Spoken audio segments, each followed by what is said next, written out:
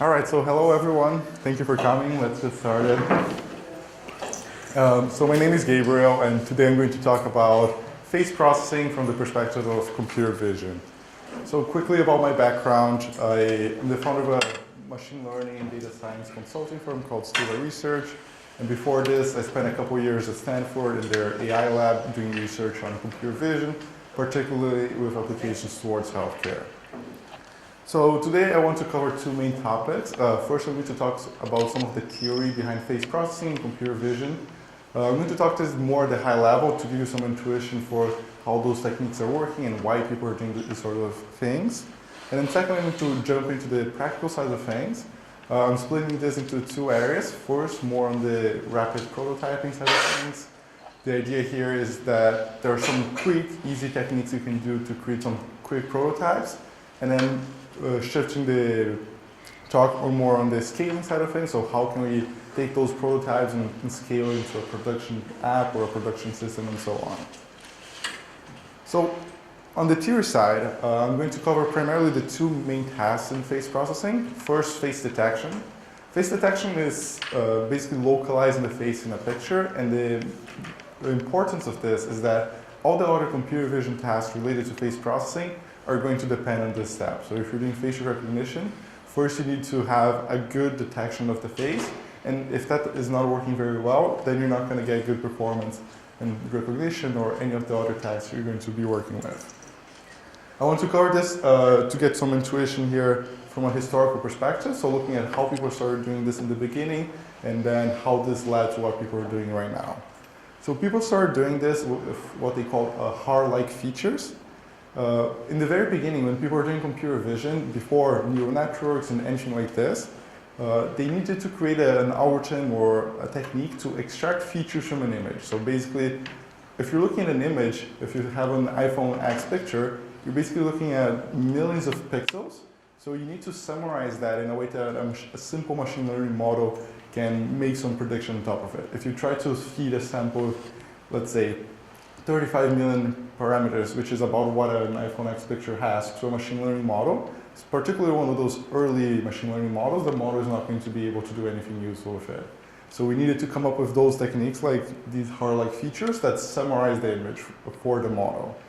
The idea of those HAR-like features is that people created those things they called kernels, which is what you're seeing in the pictures, which are basically matrices that you apply to your image to try to summarize some of the visual features there. So for example, here they're trying to detect edges or vertical lines or changes in colors or texture or things like this.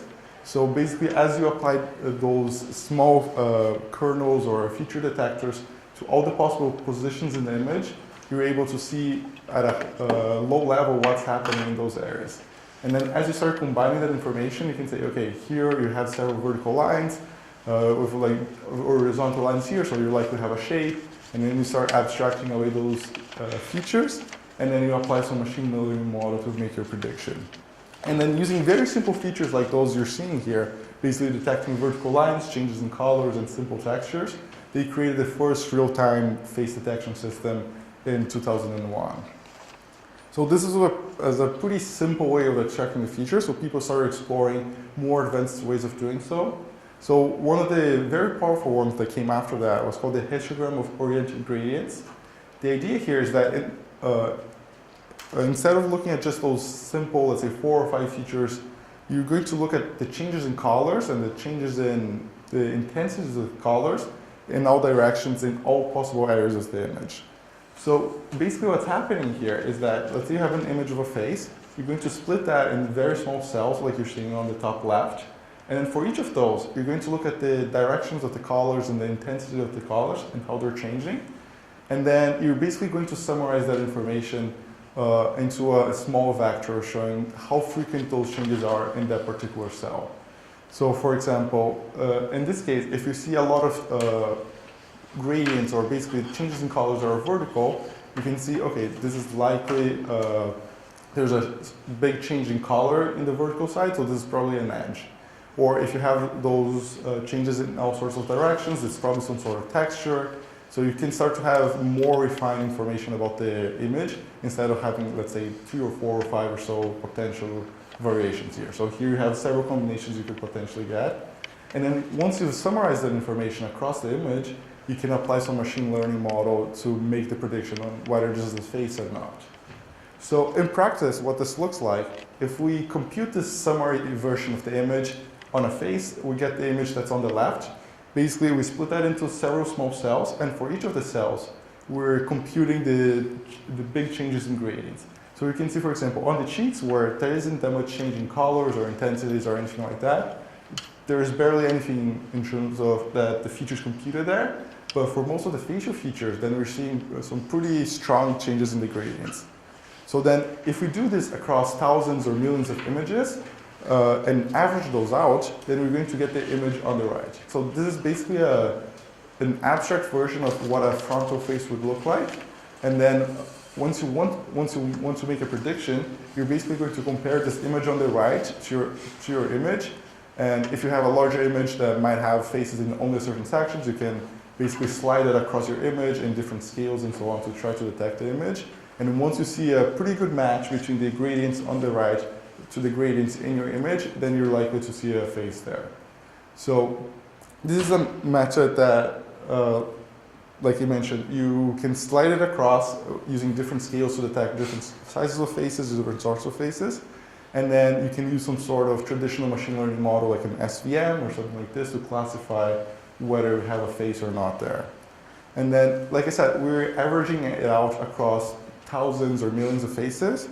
So as you start averaging out faces from different sorts of positions or directions and so on, you start to lose some signal. So traditionally, people usually would do this only for frontal faces, or then create a different one for just faces from a certain angle and so on, because otherwise you'd lose this precision. So it's reasonably accurate for the type of face you're predicting, but it doesn't predict a lot of variation in the faces. So if you have occlusion, if you have bad lighting or other things like that, then it doesn't work that well. But for a traditional good clean picture of front of face, this sort of technique will work very well, and it's something that a computer could do very fast. So like your laptop CPU could do this in a second.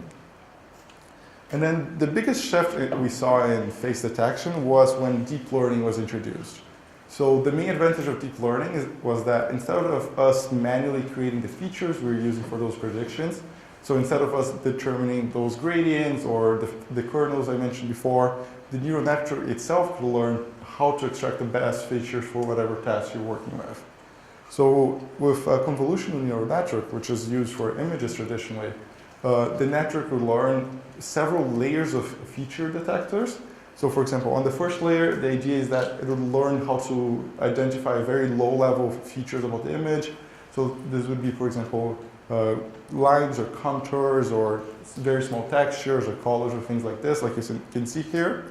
And a deeper layer would combine this sort of information into more nuanced things like edges or points or other things like that could combine again to start seeing more refined facial features like this. And eventually, as you go deeper and deeper into the network is able to identify more nuanced information about the faces and eventually create enough features that you can have a good face detector now. So it started with this overall image and summarizing that into a vector of that a machine learning model then can make a prediction. So using this idea then, people created an architecture for a neural network that was first used for object detection and face detection that completely changed the performance and the accuracy we were able to get. So this was called the RCNN, for a region-based CNN. So the idea was that instead of using those manual detectors, it would use the CNN to extract those features. And then we basically doubled the performance in most of the face processing tasks by using something like this. And then the main advantage here is that, like I mentioned before, the manual models could learn very canonical types of faces, so frontal faces and good lighting and so on. But here, since you're able to learn from the data, they would be able to pick up more variation and poorer quality pictures and so on.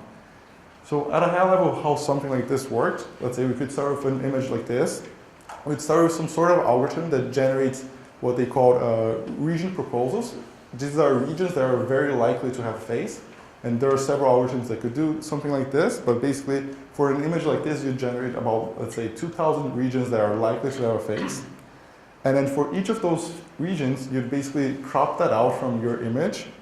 You'd apply your convolutional neural network to extract the features about that.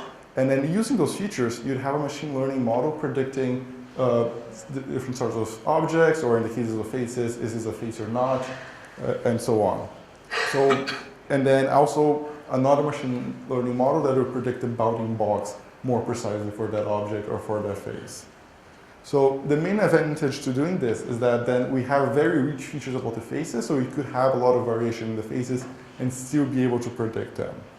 The problem with doing this method is that it was very slow. To make a single prediction, it would take around a minute or so at a time. So this is not something that we could do for a real-time system or anything like that. It was very resource intensive. So about 2 years later, people came up with an improvement here called the fast RCNN that basically, instead of just using the CNN to extract the features and then using other machine learning models to predict the class or whether it was a face or not, and then the bounding box itself, they created a neural network that, as a whole, would extract the features and then also make those predictions. And then basically you could train that network to basically do this process end to end.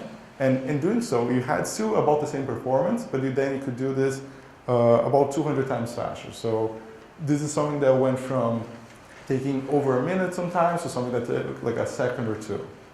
So the idea here is pretty similar. You started with the image on the left, you created the region proposals, cropped that out, and then the convolutional neural network, it was extracting the features and then spitting out two results. One was a softmax, which is the probability for each of the classes, whether it's a face or not, or if you're looking for other things, if it's a person or a car, so on. And then also predicting the bounding box for that image. And then it was still working pretty fast, but when you have a 2 second or so processing time, it's still pretty hard to get a real-time system. So then eventually people came up with a third version of the same technology here called the faster RCNN. People weren't too creative with the names. So probably AI PhDs weren't the most creative with this, but they did a lot of good work. The idea is that in addition to creating, instead of starting from the region that you had generated and then applying the convolutional neural network for each of those regions, they extended it so the neural network itself could also generate the region proposals inside itself and then make the projections. So in this case, you start with the original image, you apply this convolutional neural network. The neural network itself is going to spit out the different regions that are probably interesting. And then for each of those regions, it's going to make a prediction for whatever is being pictured there, plus the bounding box for that. So by doing this in a single process, you're able to do this very fast. And then with this, finally, they were able to do a real-time system that runs in a couple hundred milliseconds to make a single prediction here. So this was used generally for all sorts of object detection, and then people would apply this for faces as well. And then leveraging this sort of architecture, people started developing a couple models that were specialized for faces. So one of those were the MT-CNN, which is for multitask CNN. This is basically the same as the previous method, but on top of what they were doing, they also wanted to predict the rotation of the face. So if you had a rotated face, you could align that as well before applying some other facial recognition or some other tasks there as well. And then basically you're normalizing those pictures of the faces. And they also started doing this in multiple stages. Basically, you'd start with the face, you'd make a lot of very rough predictions of where potential faces could be.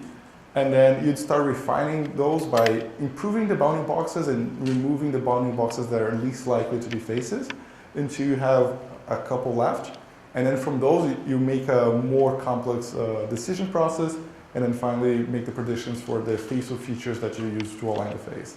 So by doing this multi-step system, you're able to be very fast because your first few predictions, you can do pretty quick predictions that are pretty rough. And as you start to discard those, and then as you have only a few predictions left to make, you can make some pretty complicated, pretty complex processes that could be a lot slower to have the final prediction. And this leads to the cutting edge method right now. This is called the dual shot face detector, which is the current state-of-the-art algorithm for face detection. The idea here is pretty similar to what I just said. You start with a neural network that is going to extract all those features to make the predictions, and then it makes a second pass using those initial features, basically refining all those predictions, and then makes your final prediction that then you're going to use. And then in terms of what people are able to achieve with this, the main benchmark for face detection is called the wider face dataset. They split their benchmarks into 3 categories depending on the difficulty of the image. You can see, for example, some pre-standard photos and up to some photos where you're occluded, the people are in the car, there's a lot of reflection or lighting problems and so on. But even in those cases, you're able to get predictions that are very powerful. So you get from in the 90s or so, depending on the categories. So even though a lot of those would be, even for a human, it would be pretty hard to do something like this, especially the image of the cars and so on, they're able to do that very accurately. So now that we know how face detection works, we have basically the building blocks to apply the more interesting face processing tasks. So for example, face recognition and so on. So for facial recognition, when people talk about facial recognition, there are actually several different tasks that are grouped together in this. So the main tasks are verification. Basically, you give 2 faces and you want to know, are those the same people or not? You have identification, where you have several faces and then you have a new face and you want to match that new face onto this large set of faces you've seen before. And then you have grouping, where you have a lot of faces, you don't know which those belong to, you basically want to cluster them together for the same person and so on. So it's more an unsupervised way of tackling this. And then for all of those, we also have 2 main variations. The first one is closed set, which they call, basically meaning as you're training your machine learning model, all the faces you see during training are going to be all the faces you're ever going to see. So, and then you have open set, which is you have a couple faces during training, but when you're making predictions, you can have new faces. So if you think about, for example, Facebook, as they're training their facial recognition models, they don't have all the faces from all the potential users out there, especially since you can have new users and so on. So they have to train with only a subset of those users, and the model has to generalize to potentially new faces and so on. And with those variations, the models you're going to need and the techniques you're going to use to tackle the problems here are going to change a lot depending on this. So first, let's look a little bit on closed set recognition. So the idea here is that every identity or every person is going to be in your training set. So an example of this is, let's say you have a data set of celebrities and you want to have a system that recognizes those celebrities. And if new celebrities come up, you can retrain your model, but basically you're going to have this model that recognizes this fixed set of celebrities. In this case, you're basically going to have a classification problem. Each of those identities or each of those celebrities, it's going to be a class in your machine learning model. And the model wants to basically, for each picture you take, it's going to map those into one of those potentially thousands or even millions of classes. So when you're doing identification, which basically I mentioned, you have this large set of potential celebrities, and then you have a new image, you need to map into one of those. The idea here, your model is, during training, going to look at all those potential people you're going to have, create a class for each of those, and then during prediction time, as you feed a new image into it, it's going to give you a probability for it to be in each of those classes. So it's going to be, okay, for person 1, there's like a 5% chance, and so on. And then using those probabilities, you can make your own prediction. When it comes to verification, the model then, you're going to feed both images to the model, and then the model is going to give the probabilities for each of those people to being in a certain person. And then you can basically, using those probabilities, compute the probability of them matching. And then using that, you can set a threshold. Okay, if there's more than 50% chance, I'm going to say yes. Or depending on your application, you might say, okay, only if I'm 99% sure, or if I'm even 10% sure, I'll say yes, and so on. So you set a threshold there. When it comes to open site recognition, then we have a bigger problem. A lot of the people we saw during training, we're not going to ever see again. And we're also going to see new people that we didn't see before. So we can't really determine those classes of people that we're going to map into, basically buckets of identities we're going to map our test samples into. We need to have a more generalized way of comparing people across this. So the idea here is that they're doing what they call not a classification problem, but a metric learning problem. The idea is that we want to represent each of those faces by a vector. This is going to be called an embedding, and then we're going to compare those embeddings for people that we haven't even seen before. So the idea behind this concept of the embedding is that we're going to map each of the images or each of the samples to a vector in a coordinate system. So if we're, to simplify this, if we were thinking in 2 dimensions, this would be a point in this chart. And then the idea here is that similar people will be mapped in close together, and people that are not similar to each other are going to be far from each other in this coordinate system. And you can do this for faces, but you can also do this for all sorts of data from words and so on. And then when I say similar here, this is basically whatever you determine to be similar. So if you want to compare identities, you can say, okay, pictures of the same person should be mapped together, and photos of different people should be mapped far from each other. You can say, for example, okay, I'm not really concerned about recognition, but I want to classify gender or other things like that. So you can do similarity by gender, by age, and other sorts of things. But the interesting part here is that if you work with a very large data set and you create an embedding that has a lot of dimensions, a lot of those properties are going to be learned automatically by the model. So once you have this super large vector representing your face, and then you're going to see that faces of, let's say, men are going to be closer to each other than women, and vice versa. You're going to see that ages are going to be closer together in this embedding space, and so on. Because as you're basically creating this representation for the face, the model itself is picking up on a lot of those cues to basically be able to differentiate on the faces. So then once we have this idea of the embedding, we're basically going to create a model that is able to generate an embedding for each of the faces. So once you want to do identification, you're going to create an embedding for the face you're predicting, but you're also going to have either before or in real time pre-computed those embeddings for the other people. So you can compare the distance between the embedding you're predicting against to all the people you saw. And then you can basically say, okay, the closest one is likely to be the same person. In the context of verification, the idea is similar. We're going to generate an embedding for the 2 people we're comparing, and then comparing again instead for some sort of threshold. So if the distance, let's say, normalizes between 0 and 1, you can say any distance less than 0.2 is going to be a match, and anything above that is not going to be the same person. This is something you have to set on your model. And just for some visualization of the difference between classification and learning those embeddings, basically with classification, you just want to map people into those buckets. But with embeddings, you need to also account for people or different categories that you're going to see during testing that you didn't see during training.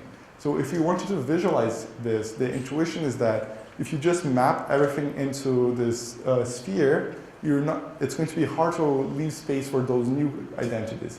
So for the metric learning problems, you want to cluster the points for the same people as close as can together. So you basically have empty spaces for those new identities you're going to see later on. You're basically accounting for this fact that you haven't seen everything you could see, so you need to leave some, at a high level, some space for that as well. And then in terms of what people are able to achieve with this is we're actually achieving very high performance. The benchmark for this is called the labeled faces in the wild data set. This is an example from this. And we're able to achieve close to 100%, assuming we have a good crop of the face from detection. So in this case, we're simple detection like this, where we have standard pictures of faces. We're close to 100% probability, accuracy, and it's almost a solved problem for us. So the bigger challenges is in what they call cross-factor facial recognition. So on the left here, these are the examples from the pairs from this benchmark I gave. There's a new benchmark, for example, the one on the right, that's cross-age. So basically we're comparing pictures of people across decades apart and so on, which is a task that a lot of humans are able to do this very accurately, but a lot of computers had a lot of trouble with this originally. So people are investigating a lot of ways to tackle those changes. We also have cross-pose recognition, which is something that's very straightforward for people to do. But if you only have pictures from, let's say, a certain angle for a certain person, Can you still recognize this person from like different viewpoints and so on? This is still pretty challenging for a computer vision system to do. We have, for example, cross makeup and then other similar changes. So in this example here, those are all pictures of the same person, which is something that's still very challenging for a machine learning model to tackle, because a lot of the cues it relies on are changing significantly between the pictures. And then beyond those cross-sector areas, there are a lot of new areas of research that people are looking into. So for example, security, how do you deal with adversarial users? So for example, people trying to make your model detect a face that is not there by having, let's say, a printed out face or something like this. Or the opposite, how people are trying to trick your model into not detecting a face that's present in the image. Or a lot of also problems is how can you handle private data, people trying to steal this private data and other security challenges like that. So here's an example. In this case, with this, this is what they call an anti-recognition makeup. It tricks most of the commercial facial recognition systems. Most of those systems don't see a face on this image. A lot of the other areas of research are also in terms of biometrics and multimodal data. Multimodal data basically means you're combining multiple sources of data to make your predictions. So you're not only looking at the image, but you're potentially combining with biometrics and other things like that. And this can help you deal with problems, for example, how do you deal with identical twins, or how do you deal with people whose faces changes significantly. So for example, this is a case of plastic surgery in which a person has a pretty easy time of recognizing those are the same person. But again, most commercial facial recognition systems don't see those this person, those two faces as the same. And then, so the idea here is that instead of just relying on the image, you can also start relying on other sorts of data, for example, biometrics, like your fingerprints or handprints and so on. You can combine multiple sorts of sensors. So instead of just having an image, you can also create like a 3D scan of the face of some sort of laser or LiDAR system. There's also combining multiple pictures. So instead of having a single shot of the face, can you combine basically a video of the person or pictures from multiple viewpoints and so on. So this is pretty much what's happening, for example, on Face ID on your iPhone. The idea here, they're combining the picture of your face, but also a 3D scan of your face. They have a simple laser system that maps the points on your faces, and combining that information, they're able to have a pretty good security. So if they didn't do the second step, you could print a face of the person and put it in front of the camera, and it would still unlock the phone, but you're not able to do this in most of the cases with something like this. There's also a lot of research in terms of privacy problems. So for example, if you're leveraging models like this for other tasks, let's say classification on other like downstream machine learning systems, and a lot of those predictions or representations like the embeddings and so on contain information like gender and age and so on. How can you do this in a way that's equitable and might not be picked up later for, let's say, discrimination and so on? How can you deal with problems, let's say, leaking data in the models? Or how can you make predictions without actually feeding the raw data to the model? So for example, something that Apple is developing recently is the idea that you're going to take a picture on your phone, it's going to encrypt the picture on your phone and only send the encrypted version to, let's say, a cloud server, and then the machine learning model is able to make a prediction on top of this encrypted image. This is called homomorphic encryption, and then basically send you back this encrypted prediction, and then your phone encrypts it and you have it. So the idea is that this cloud server, let's say Apple or some other provider like that, they're not, first they can't see the image itself, but they also can't see the prediction. But you can see both by using your encryption key only on device. And then, so high level, those are the two most common tasks in face processing, but we also have other areas that people are looking into. So for example, the alignment and pose estimation. So in a lot of cases, this is interesting for, let's say, if you're working, let's say, a Snapchat filter, this is something that's pretty fundamental for them. It could look into facial landmarks, so detecting the key points in your face, for example, like your mouth, your eyes, and so on. Classification, and can be from, let's say, from gender to emotion to estimating your age and things like that. And then finally, 3D reconstruction, where starting from one face or multiple faces in a picture, in a 2D picture, you want to create a 3D model of the person. So this is what I wanted to cover on the theory side, to give you a high-level intuition of what people are working on this field and how some of those algorithms are working. And then now I wanted to shift into the practical side of things and see how we can leverage those principles to actually build some applications. So first, like I mentioned, I want to talk about rapid prototyping. There are dozens of open source tools out there with varying levels of accuracy and simplicity. So it's often useful to start with some tools that are very simple to use and can give very quick predictions, even though the accuracy isn't perfect. And start that to create a prototype or a proof of concept. And as you refine that, you can start shifting to more and more complex models. And it's also useful to know that now there are a lot of APIs out there from most of the cloud vendors, so AWS, Azure, Google Cloud, and so on, and other third-party vendors. They can do most of those tasks very cheaply. So you can often process around 1,000 faces for around $1. And in doing this, you don't have to provision your own hardware. So for a lot of those machine learning models, you're going to need GPUs or other expensive servers. You probably don't need anything like this.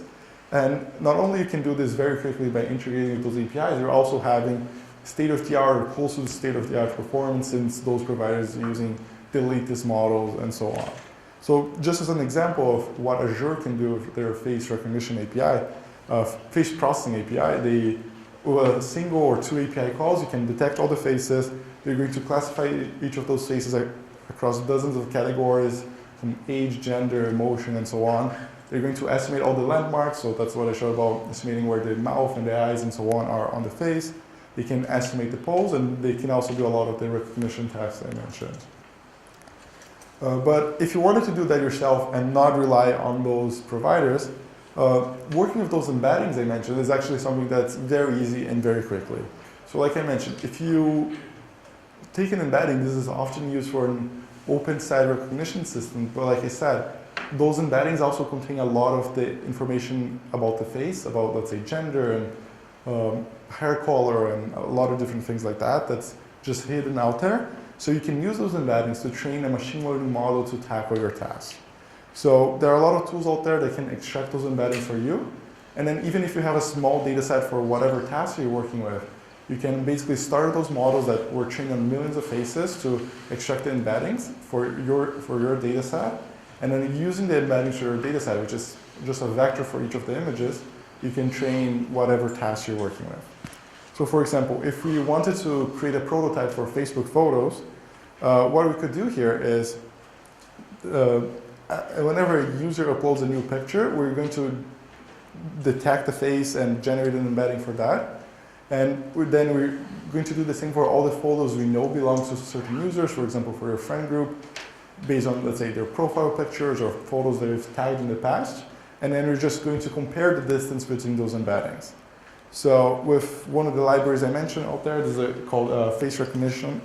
In 2 lines of code, you can load an image and then compute the detection for those faces. And then using this detection, we can compute the embedding in another line of code. And then if we just take this embedding that it spits out after, let's say, 2 or 3 lines of code and compute the distances between them, we can see that the closest ones are the correct ones in all the cases here. And you can see that this is actually a non-trivial case. We have people that look relatively similar, and we're also looking at them from different viewpoints. We're looking at them with different lighting conditions, different backgrounds, and so on. And you can see that even in a relatively complex situation with a very simple tool, we're able to achieve good performance.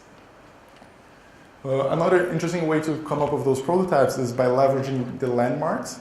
So like I said, we can quickly extract those landmarks for, let's say, the face, the eyes, the mouth, the nose, and so on. With the same library, in a single line of code, we can extract most of those landmarks. If I plotted those from this library, so I'm using for this picture, I'm using the library I just showed. So in a single line of code, we can generate this. And then we can leverage something like this to build something like a snapshot filter. So the task here is face manipulation. And we want to basically use the landmarks to modify by adding objects or deforming the face and so on. So in this case, let's say we detected all those landmarks. We can create a couple polygons of Python. This is going to be a pretty rough filter, but we're basically applying some semi-transparent polygons, and we get this result in about, let's say, 10 lines of code. Basically, we start the image on the left, we detect the face and all the facial landmarks, and then we can draw some polygons around, let's say, the eyes and the lips to apply this virtual makeup system. So this is still pretty rough, but it's something we can create, let's say, 10 lines of code, and then you can shift to something more complex once you've validated your idea and have like a more refined filter, let's say like Snapchat is doing, and so on. So this was more on the prototyping side. So okay, once you have this prototypes, how can you take this into a production-ready system? I'm going to talk about a lot of the concerns people have and a lot of the things you should have in mind as you do this transition. The first one is the biases in your data set. So for example, if you're training a new data set that you've collected, it's hard to have a data set that's completely diverse that applies to potentially your complete user base. So people are creating data sets. I've seen this happen, especially when I was in university. The data sets were students or coworkers or people like that, all taken in a single location. It could be all in the same environment. So for example, it was all taken during the day into like this particular season, so you have like similar lighting conditions. Also, maybe all taken with the same camera, but now we have several cameras that might distort the image in different ways, or might be in different viewpoints, different resolutions, and so on. So if you want to go from like a prototype to something that works at scale, you need to take into account, as you're training a new model, all the sort of possible conditions that your users might have as you're using your product. Another concern is often how do you start optimizing those systems to increase the performance? And in a lot of ways, people spend a lot of effort into optimizing their machine learning models or improving their data pipelines or things like that. So here's an example from a project I was working on. People were working on this for several weeks, and it was very expensive. People were plateauing to look at the performance they were able to get.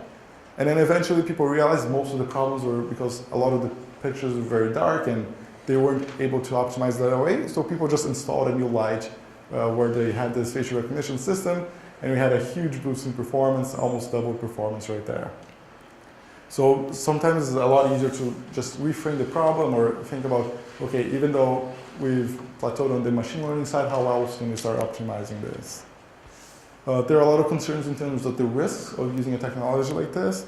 So, and this varies a lot depending on what you're working with, what happens if your model makes a mistake, and who are the people that might be trying to break your model. So what is your threat model? So for example, if you're Snapchat and you have, let's say, filters, you might have people that want to break them to have funny images and so on, so you don't have to be too concerned about this. But if you're working on a physical security system where people trying to break this are going to have a lot of resources and spend considerable effort into probably circumventing or something like this to your system, then you might need to think this through and think, okay, how can I deal with those cases as well, and so on. And then there are a number of other considerations. So for example, as you train your model once and you start getting new data, how do you update your model? Are you going to keep retraining your model? Do you discard the old data? Do you only work with fresh data? So a lot of considerations there about this. The search space, so for example, if you have 1 million users, you can create a classification problem into those 1 million users. But now if you have, let's say, 1 billion users, you're no longer able to do something like this. So how do you deal with more and more data, more and more users, more and more people? Basically, your performance is going to start deteriorating. How can you tackle those? So for example, if you have Facebook photos, when you upload a new photo, you're not trying to recognize all the possible people on the Facebook platform. You're looking at your friend groups or friends of friends or something like this to reduce the search space. So how can you think this through? Another problem is how can you deal in terms of like real-time data?